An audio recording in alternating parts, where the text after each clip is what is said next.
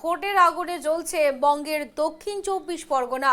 ভাঙ্গর থেকে গঙ্গাসাগর দুই প্রান্তে সংঘাতের ঝড়। চরিশ্বরের নৌশাদ সিদ্দিকীর কনভয়ে ইট বৃষ্টি, ভাঙা কাছে ফুটে উঠেছে রাজনৈতিক রণক্ষেত্রের ছবি। অন্যদিকে গঙ্গাসাগরে বৃদ্ধা বিজেপি কর্মীর উপর হামলায় চাঞ্চল্য, অভিযোগে রাজনীতির রং।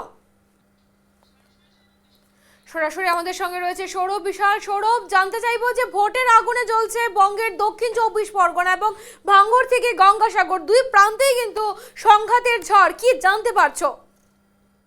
একদমই তোমাকে জানিয়ে রাখবো, এই যে সামনে 2026-এর নির্বাচন এবং দ্বিতীয় দফায় ভোট পড়েছে আমাদের এই দক্ষিণ 24 পরগনায় 29শে এপ্রিল এবং 4 তারিখ গণনা। এবং তোমাকে আমি জানিয়ে রাখবো, বিশেষ করে ভাঙড় এবং গোসবা সহ বাংলার বিভিন্ন জায়গায় যে অশান্তি অপ্রীতিকর ঘটনা ছড়িয়েছে ধারণার বাইরে। কারণ গতকাল রাতে ভাঙড়ের নির্বাচনী প্রচার ছিল নওশাদ সিদ্দিকী, আইএসএফ এর প্রার্থী নওশাদ সিদ্দিকী, এবং সেই প্রচারে যে কনভয় ছিল সেই কনভয়ে হামলা করার অভিযোগ উঠেছে শাসক দলের বিরুদ্ধে। এবং এই ঘটনাকে কেন্দ্র করে এলাকায় ব্যাপক উত্তেজনা ছড়ায় এবং ঘটনাস্থলে আসে ভাঙড় থানার পুলিশ ও কেন্দ্র বাহিনী। তবে এই ঘটনায় যে মূল অভিযুক্ত ছিল নওশাদ সিদ্দিকী, তিনি জানিয়েছিলেন যে এই কনভয়ের উপরে যিনি হামলা করেছেন তাকে 10 মিনিটের মধ্যে গ্রেপ্তার করতে হবে।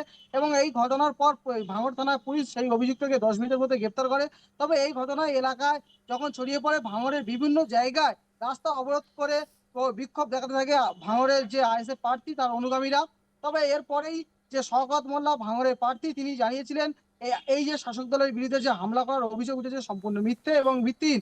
পাশাপাশি তোমাকে জানিয়ে রাখবো, গঙ্গাসাগরে গতকাল রাতে এক বিজেপি মহিলা কর্মীকে বেধড়কভাবে মারধর করা হয়, এমনটাই অভিযোগ। তবে স্থানীয় সূত্রে যেটা জানা গেছে, তিনি তার নিজস্ব বাড়িতে কাজ করছিলেন, ঘরের কাজ, এবং আচমকায় কিছু শাসক দলের দুষ্কৃতী তারা বাড়ির সামনে এসে অকথ্যভাবে গালাগালি করে এবং সেই প্রতিবাদ করায় সেই মহিলাকে বেধড়কভাবে মারা হয়। এরপর ঘটনাস্থলে লুটিয়ে পড়লে পরিবারের লোকজন চিকিৎসার জন্য স্থানীয় হাসপাতালে নিয়ে যায়। পরবর্তীতে এই ঘটনা যখন খবর পায় বিজেপি প্রার্থী, তিনি আসেন, এসে ওই মহিলার স্বাস্থ্য সম্পর্কে জিজ্ঞাসাবাদ করেন।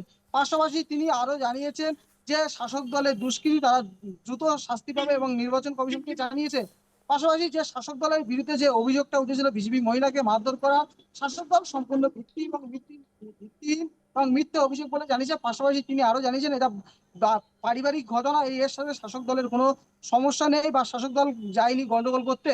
পাশাপাশি তোমাকে আরো জানিয়ে রাখবো, বিশেষ করে গোসবা বিধানসভায় দীর্ঘদিন ধরে জেলা পরিষদের সদস্য অনিমেষ মন্ডল ও যে প্রার্থী যে সুব্রত মন্ডল, দীর্ঘদিনের একটা অশান্তি ছিল এবং অশান্তি দেখা যাচ্ছে যে দুই প্রান্তে সংঘাতের ঝড়। তো চারিশ্বরের নৌশাদ সিদ্দিকের কনভয়ে ইট বৃষ্টি এবং ভাঙা কাছে ফেটে উঠেছিল, তাতেই কিন্তু দেখা যাচ্ছে যে একটা উত্তপ্ত পরিস্থিতি সেখানে দেখা যাচ্ছে। আপাতত ধন্যবাদ তোমাকে সৌরভ বিশাল।